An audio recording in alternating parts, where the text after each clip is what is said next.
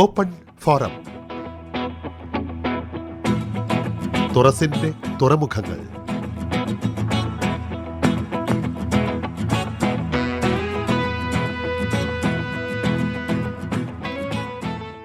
എൻ്റെ ഓർമ്മയിൽ ഞാൻ ആദ്യമായിട്ട് വായിച്ച ഒരു കഥ കടലിൽ അകപ്പെട്ടുപോയ ഒരു നാവികൻ്റെ കഥയാണ്. നിർഭാഗ്യവശാൽ അതിന് തുടക്കവും ഒടുക്കവും ഉണ്ടായിരുന്നില്ല, മദ്യം മാത്രമേ ഉണ്ടായിരുന്നുള്ളൂ. അപ്പോൾ ഈ കടലിൽ അകപ്പെട്ടുപോയ ഒരു നാവികൻ അനുഭവിക്കുന്ന വേദനകൾ, വെള്ളത്തിന് നടുവിലാണെങ്കിലും ഒരു തുള്ളി വെള്ളം കിട്ടാത്ത ഒരവസ്ഥയൊക്കെ അയാൾ നന്നായിട്ട് അനുഭവിച്ചു. അതെൻ്റെ ഉള്ളിൽ എന്നും ഉണ്ടായിരുന്നു.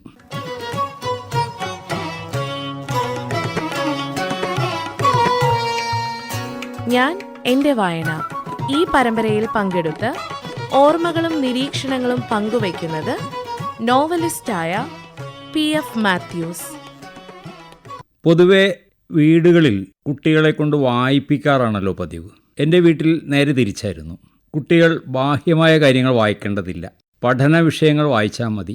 അതല്ലെങ്കിൽ മതഗ്രന്ഥങ്ങൾ, അത് ഞങ്ങളുടെ വീട്ടിലാവുമ്പോൾ ബൈബിളോ അതുപോലെയുള്ള പ്രാർത്ഥനാ ഗ്രന്ഥങ്ങളൊക്കെ വായിച്ചാൽ മതി എന്നൊക്കെ ഉള്ളൊരു ശാസന ഉണ്ടായിരുന്നു.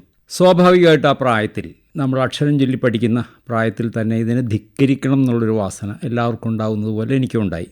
അങ്ങനെ എൻ്റെ തൊട്ടടുത്ത വീട്ടിൽ എന്നെ ട്യൂഷൻ പഠിപ്പിച്ചിരുന്ന, അന്ന് 2ഓ 3ഓ ക്ലാസ്സിലൊക്കെയാണ് പഠിക്കുന്നത്, ടീച്ചറുടെ വീട്ടിൽ മാതൃഭൂമി ആഴ്ചപ്പതിപ്പ് വരുത്തുമായിരുന്നു. ഞാൻ അവിടെ പോയിട്ട് അതിൻ്റെ അവസാനത്തെ താളിലുള്ള അരവിന്ദൻ വരച്ചിരുന്ന ചെറിയ മനുഷ്യരും വലിയ ലോകവും വായിക്കുമായിരുന്നു. എൻ്റെ ഓർമ്മയിൽ എൻ്റെ ആദ്യത്തെ ശ്രദ്ധേയമായ ഒരു വായന അവിടെ നിന്നാണ്. മിക്കവാറും മാതൃഭൂമിയിൽ വരുന്ന കഥകൾ മുഴുവനും അവിടെ പോയി വായിക്കുന്നത്, മിക്കവാറും ചെയ്തിരുന്നത് മുഴുവനും വീടിനോടുള്ളൊരു ധിക്കാരമായി എന്നുള്ള നിലയിലാണ്. അപ്പോൾ അവിടെ നിന്നാണ് എൻ്റെ വായന തുടങ്ങുന്നത്. പുസ്തകങ്ങളായിട്ട് വായിക്കാൻ തുടങ്ങിയപ്പോൾ എനിക്ക് ലഭ്യമായ സാഹിത്യം സ്കൂൾ ലൈബ്രറികളിൽ നിന്നൊക്കെ കിട്ടാൻ തുടങ്ങിയത് മിക്കവാറും വില കുറഞ്ഞ സാഹിത്യമാണ്. അതായത് പൈങ്കിളി എന്ന് നമ്മൾ വിശേഷിപ്പിക്കുന്ന, അല്ലെങ്കിൽ കുറ്റാന്വേഷണം എന്ന് വിശേഷിപ്പിക്കപ്പെടുന്ന മലയാള നോവലുകളാണ് ഞാൻ വായനയിൽ എല്ലാവരെയും പോലെ തന്നെ. അതായത് കോട്ടയം പുഷ്പനാഥ്, ദുർഗാപ്രസാദ് ഖത്രി എന്നിങ്ങനെയുള്ള ആളുകൾ. കുറച്ച് കഴിഞ്ഞപ്പോൾ ഈ വായന തീരെ അപര്യാപ്തമാണെന്ന് നമ്മൾ തിരിച്ചറിയുന്നു. ആ തിരിച്ചറിയുമ്പോൾ നമ്മൾ കൂടുതൽ ആലോചിക്കുന്നു, അന്വേഷിക്കുന്നു, പുതിയ ലൈബ്രറികളിലേക്ക് പോകുന്നു. അങ്ങനെയാണ് ഞാൻ ദസ്തയേവ്സ്കിയെ കണ്ടെത്തുന്നത്. 7ാം ക്ലാസ് കഴിഞ്ഞപ്പോൾ ദസ്തയേവ്സ്കി എന്ന ആ വലിയ എഴുത്തുകാരനിലേക്ക് ഞാൻ കടന്നു. അത് ആ പ്രായത്തിലുള്ള ഒരു കുട്ടി വായിക്കേണ്ട ഒരു പുസ്തകമൊന്നുമല്ല. കാരണം ജീവിതത്തെക്കുറിച്ച് വളരെ ആഴത്തിൽ അനുഭവിച്ച് എഴുതിയ ഇരുണ്ട ദർശനങ്ങളുള്ള ഒരു മഹത്തായ കൃതികളാണ് ദസ്തയേവ്സ്കി എഴുതിയിട്ടുള്ളത്. എന്നാലും ഒരു ഓഥറെ കിട്ടിക്കഴിഞ്ഞാൽ അയാളുടെ എല്ലാ കൃതികളും കൃത്യമായി സംഘടിപ്പിച്ച് വായിക്കുക എന്നുള്ള ശീലം അന്നു മുതലേ എനിക്ക് തുടങ്ങിയിരുന്നു. കുറ്റവും ശിക്ഷയും, നിന്ദിതരും പീഡിതരും, പാവപ്പെട്ടവർ, കരമസവ് സഹോദരന്മാർ എന്ന് തുടങ്ങി അദ്ദേഹം രചിച്ച നോവലുകളുടെ വിവർത്തനങ്ങൾ വളരെ കൃത്യമായിട്ട് മലയാളത്തിൽ വിവർത്തനം ചെയ്യപ്പെട്ടിരുന്നു എന്നുള്ളതാണ് ഒരു വളരെ വിശേഷപ്പെട്ടൊരു കാര്യം. ദസ്തയേവ്സ്കിയിലാണ് ആദ്യം ഞാൻ പിടിമുറുക്കിയത്. അതുപോലെ എൻ്റെ തൊട്ടടുത്തുള്ള കത്രികടവിലുള്ള ഒരു ലൈബ്രറി, വിജ്ഞാനോദയ വായനശാല എന്ന് പറഞ്ഞൊരു വായനശാലയുണ്ട്, പിന്നെ ഒരു സഹൃദയ എന്നൊരു വായനശാലയുണ്ട്. ഈ 2 വായനശാലകളിലും ഈ പുസ്തകങ്ങളൊക്കെ ലഭ്യമായിരുന്നു. അതിനുശേഷമാണ് ഞാൻ ഈ അലക്സാണ്ടർ ഡ്യൂമായുടെ കൗണ്ട് ഓഫ് മോണ്ടി ക്രിസ്റ്റോയും 3 മസ്കറ്റീഴ്സൊക്കെ വായിക്കാൻ തുടങ്ങിയത്. ആദ്യം വായിച്ചത് മുഴുവനും ദസ്തയേവ്സ്കി തന്നെയാണ്. എന്തിന്, നമ്മളുടെ ടോൾസ്റ്റോയ്, ദസ്തയേവ്സ്കിയോളം തന്നെ വലിയ എഴുത്തുകാരനായ, റഷ്യൻ എഴുത്തുകാരനായ ടോൾസ്റ്റോയുടെ കൃതികൾ വായിക്കുന്നത് പിന്നെയും കുറേ കഴിഞ്ഞാണ്. അദ്ദേഹത്തിൻ്റെ യുദ്ധവും സമാധാനവും എന്നൊരു കൃതി മലയാളത്തിലേക്ക് ട്രാൻസ്ലേറ്റ് ചെയ്യപ്പെട്ടിരുന്നു. അന്നത്തെ കാലത്ത് എനിക്ക് തോന്നുന്നു മലയാളത്തിൽ ഇറങ്ങിയിട്ടുള്ള ഏറ്റവും വലിയ കൃതി അതാണെന്നാണ് എനിക്ക് തോന്നുന്നത്. അത് വളരെ കൃത്യമായിട്ട് നിഷ്ഠയോടെ വായിച്ചു തീർത്തത് ഞാനിപ്പോഴും ഓർക്കുന്നുണ്ട്. അത് എൻ്റെ ഒരു ലോകവീക്ഷണത്തിനെ മാറ്റിമറിച്ചിട്ടുണ്ടാകും എന്നാണ് എനിക്ക് തോന്നുന്നത്. അതല്ലെങ്കിൽ വളരെ സാധാരണ മട്ടിൽ പോകാവുന്ന ഒരു ബാല്യമാണ് എനിക്കുണ്ടായത്. അതുകൊണ്ടുള്ള ഒരു ദോഷവും കൂടി പറയണമല്ലോ. ഈ ദോഷം എന്താണെന്ന് വെച്ചിട്ടുണ്ടെങ്കിൽ ഉള്ളിൽ വളരെയധികം ഉള്ളിലേക്ക് ചുരുങ്ങിപ്പോവുക എന്നുള്ളൊരവസ്ഥയിലേക്ക് എത്തിപ്പെട്ടു എന്നുള്ളതാണ്. മിക്കവാറും ഭാവിയിൽ എഴുതാനിടയുള്ള ആളുകളെല്ലാം ഒരു പരിധിവരെ ഒരു ഇൻട്രോവേർട്ടിസം അവരുടെ സ്വഭാവത്തിൽ പ്രകടമാക്കാറുണ്ട്. അതുപോലെ ആയിരിക്കും എന്നാണ് ഞാൻ വിചാരിക്കുന്നത്.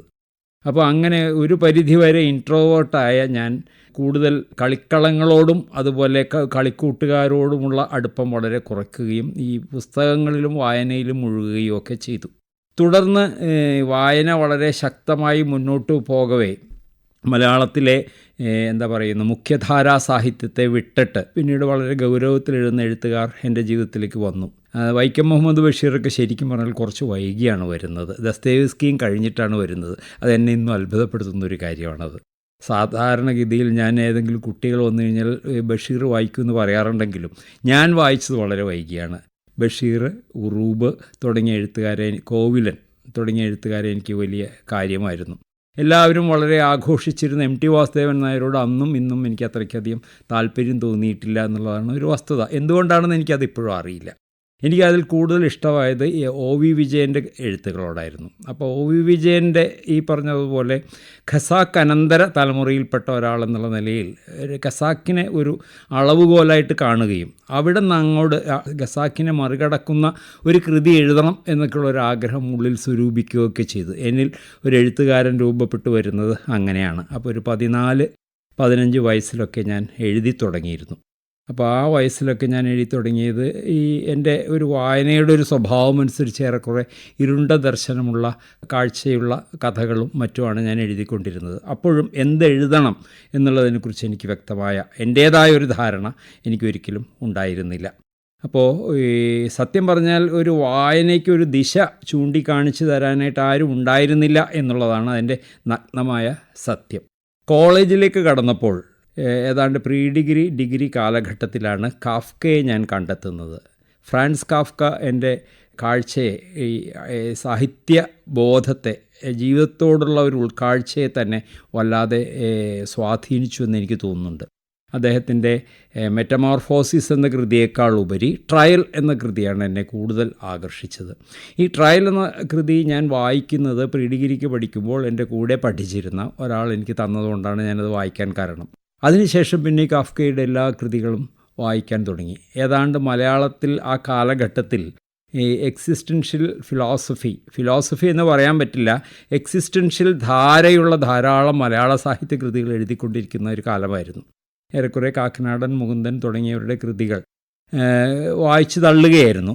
അപ്പോഴും ഞങ്ങൾ അതിൻ്റെ ഒരു മൂലരൂപം എന്ന് പറയുന്നത് കമ്യൂവും സാർത്രയുമായിട്ടുള്ള അത്തരം എക്സിസ്റ്റൻഷ്യൽ എഴുത്തുകാരുടെ കൃതികളാണ് ഞാനും എൻ്റെ സുഹൃത്തുക്കളും വായിച്ചുകൊണ്ടിരുന്നത്. ഈ ഒരു കാലഘട്ടം കഴിഞ്ഞിട്ട് പിന്നെ വായനയിലേക്ക് കടന്നു വന്നത് മിലൻ കുന്ദേരയെ പോലെയുള്ള എഴുത്തുകാരാണ് കടന്നു വന്നത്. ഇത് കുറേ ഒരു പരിധിവരെ പൊളിറ്റിക്കലുമാണ്, ഒപ്പം തന്നെ വളരെ ഫിലോസഫിക്കലുമായിട്ടുള്ള കൃതികളാണ്. ഇമ്മോർട്ടാലിറ്റി എന്ന മിലൻ കുന്ദേരയുടെ ഒരു കൃതി എൻ്റെ എഴുത്തിനെ വളരെയധികം സ്വാധീനിച്ചു എന്നുള്ള കാര്യം പറയേണ്ടതുണ്ട്. അതായത് ഒരു നോവൽ ആണ് എനിക്ക് ഏറ്റവും ഇഷ്ടപ്പെട്ട കലാരൂപം. അപ്പോൾ നോവൽ എഴുതുമ്പോൾ ഒരു നോവലായിട്ടിരിക്കണം എന്നുള്ളൊരു ധാരണയിലേക്ക് ഞാൻ എടുക്കുന്നത് മിലൻ കുന്ദേരയിലേക്ക് വന്നപ്പോഴാണ്. ഏറ്റവും അവസാന കാലത്തായിട്ട് ഞാൻ ഈയിടെയായിട്ട് ഞാൻ വായിച്ച ഒരു കൃതിയെക്കുറിച്ച് പറയുകയാണെങ്കിൽ ഗോസ്പോഡിനോവിൻ്റെ ടൈം ഷെൽട്ടർ എന്ന് പറഞ്ഞൊരു കൃതിയാണ് ഞാൻ വായിച്ചത്. അപ്പോൾ അത് വളരെ വായനായോഗ്യവും ഒരു പരിധിവരെ മലയാളിയുടെ അഭിരുചിയെ തൃപ്തിപ്പെടുത്തുന്നതുമായ ഒരു കൃതിയായിട്ട് എനിക്ക് തോന്നി. അതിനൊരു ഒരു ആഴമുള്ളൊരു സാഹിത്യകൃതിയായിട്ട് എനിക്ക് അനുഭവപ്പെടുകയുണ്ടായി. ഇത്രയൊക്കെയാണ് എൻ്റെ വായനയെക്കുറിച്ച് എനിക്ക് പറയാനുള്ളത്.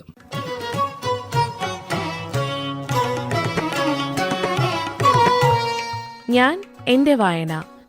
ഈ പരമ്പരയിൽ ഇതുവരെ സംസാരിച്ചത് നോവലിസ്റ്റായ PF മാത്യൂസ്.